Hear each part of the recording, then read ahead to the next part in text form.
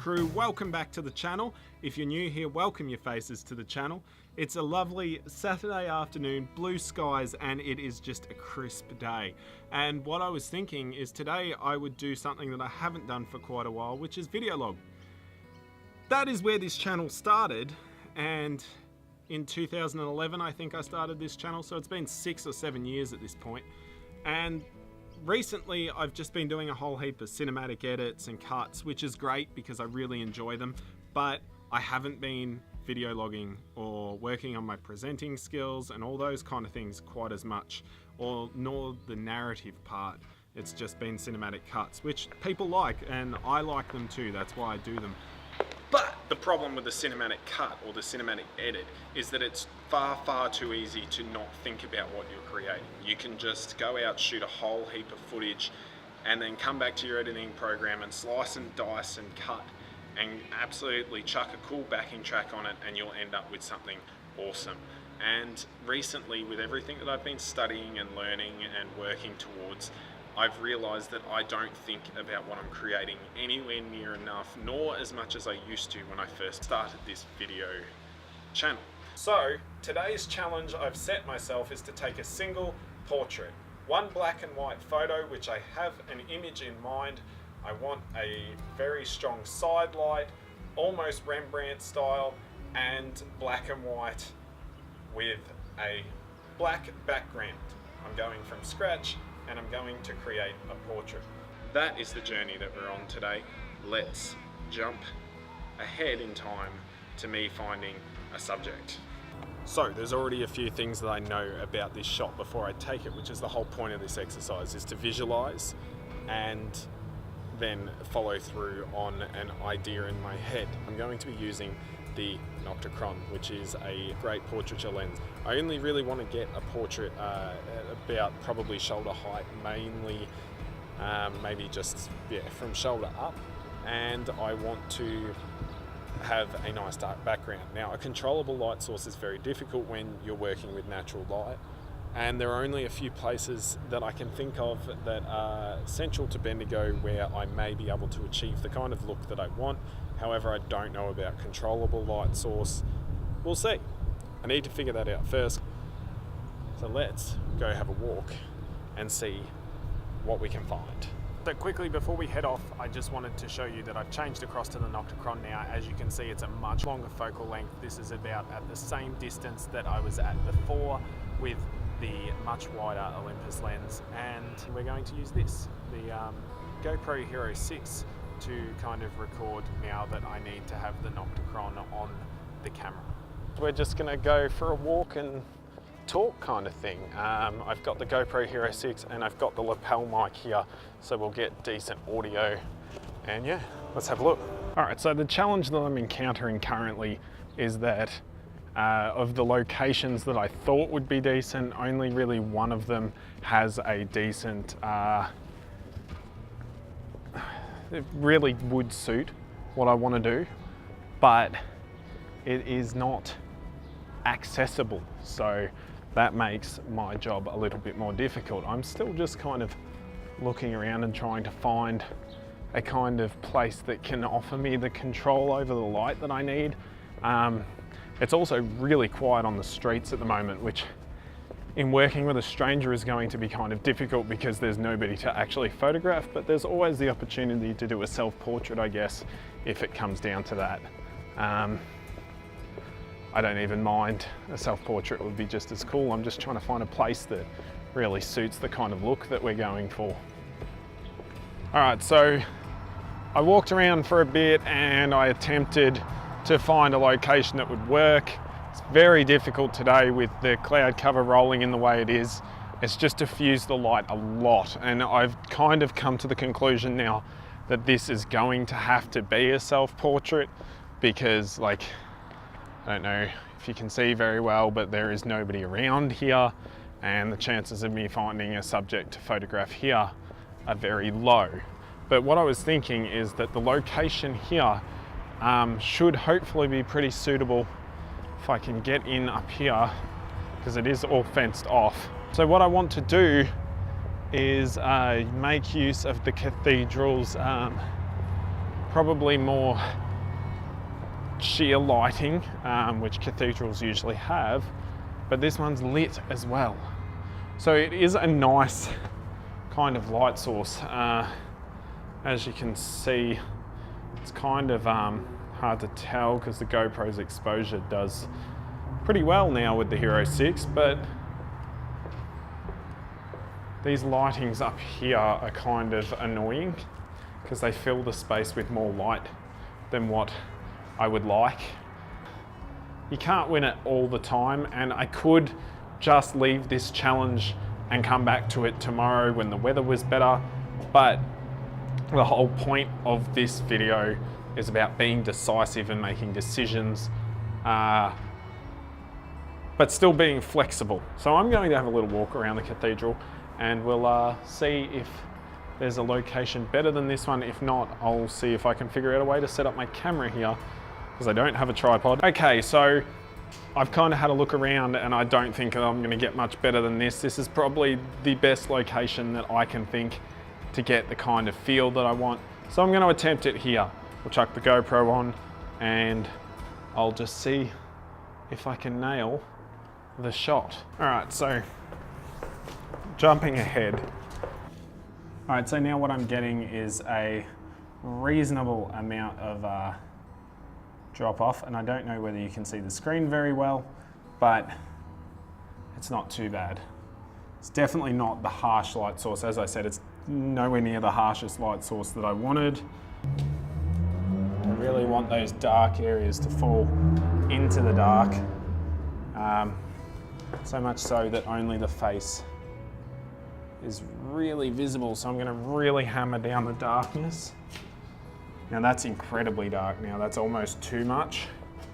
But as I come forward into the light, you start to get a little bit of contrast about there. I'm lit across this side of my face and this side starts to roll off, but I do want a little bit of roll off, so if I bring my head to look pretty much straight down that way. And if I bring myself more forward, again, we only wanted the top half in the shot. Oh, there we go. Now we're getting a much stronger light source across the face. I think at least one of those shots is going to do the job. So what I'm going to do now is I'm going to throw across to myself back at my computer and we'll have a look at the editing process if any of these photos have turned out well. Boosh! Hey there guys, and welcome back to my studio. Now this is the photo that I've chosen. This is the JPEG straight out of the camera, and I feel this is probably the closest image out of all the ones that I got to what I was envisaging this morning when I started this project. So without talking too much, let's jump straight across into Photoshop because this video has been going quite a while and I'm just going to do a very quick run through of my editing process. If you want to see me go more in depth with how I edit in Photoshop and the like and do some tutorials there, please leave it down in the comments. And yeah, let's jump across into Photoshop. Now, as you can see here in the Photoshop RAW panel, I've already made some tweaks and adjustments to the image, and we've got it to this point here, making it look much more contrasty, and there's even a little bit of clarity, which isn't something that I usually do when I work with the RAW image, but as this is just a quick edit for this project, then I don't really see much issue with chucking in a bit of clarity just to spark up the highlights and bring in some definition.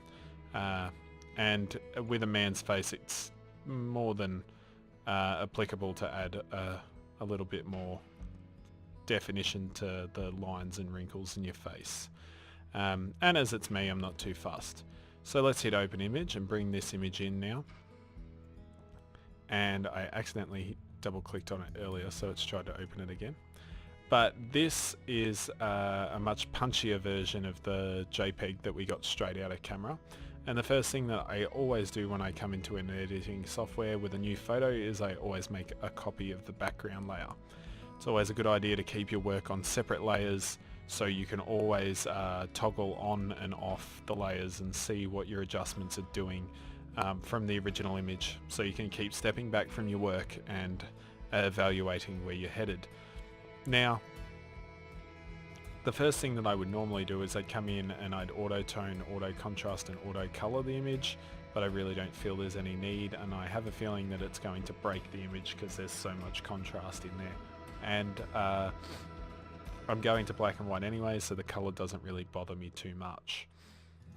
The first thing I'm going to do is jump into adjustments and desaturate the background layer. So we start with a black and white image, and then over here in the adjustments tool panel, which you can, if you don't have up in your Photoshop, it's quite easy. You just go up to Window, bring down the little drop down box and choose Adjustments. Should show up over here. Now this is such a useful little panel because it's got all your different adjustment tools, but by clicking one of these, and I'm going to use a gradient map on this image, so we'll click that now, it brings up a layer. So instead of actually applying the adjustment to the background copy or to a layer copy, you actually get this masked layer. Super handy because you can go to the paint tool and paint out parts of the image that you don't want to be affected by the mask, and yeah, it's right there. You've got your opacity controls. It's very simple, very easy. Now, using the little drop down box here, I already know that I'm in the photographic toning swatches, which is what I mostly use when it comes to my image editing.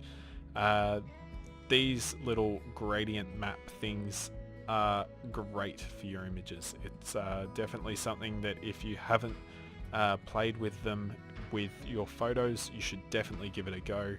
Very powerful little tool. It just essentially changes the darks through to the highlights and how your image is displaying those darks through to highlights. So as you can see, if I were to go here, it brings more sepia tone into the shadows, but I like this one because it's leaving the shadows kind of dark, but it just brings a little bit of sepia into the highlights, bringing in a little bit more color, which I like. I very rarely leave them at 100%. Some images can stand to take it, but I feel about 31% for this layer is for this image is very, very nice feel. So we're going to run with that. Now, the other tool that I use quite a lot in this adjustments panel is the color lookup, which is how you apply LUTs to your photos. Now, if you don't know what a LUT is, LUT stands for look up table, and it tells the editing software how to process the color space that you're working in. So in this case, I like to use a LUT. And quite often I'll use multiple LUTs and then mask out what part of the image they're affecting just to get some nice tonal contrast and the like. But again, because tonight's nice and easy and we're just looking for a bit of contrast in the image, a little bit of color, just softening up these highlights a little bit. And again, I very rarely leave a LUT at 100%. I will pretty much always bring it down. I quite often find myself sitting around 25%, but for this image I already know that I can go up to 31%.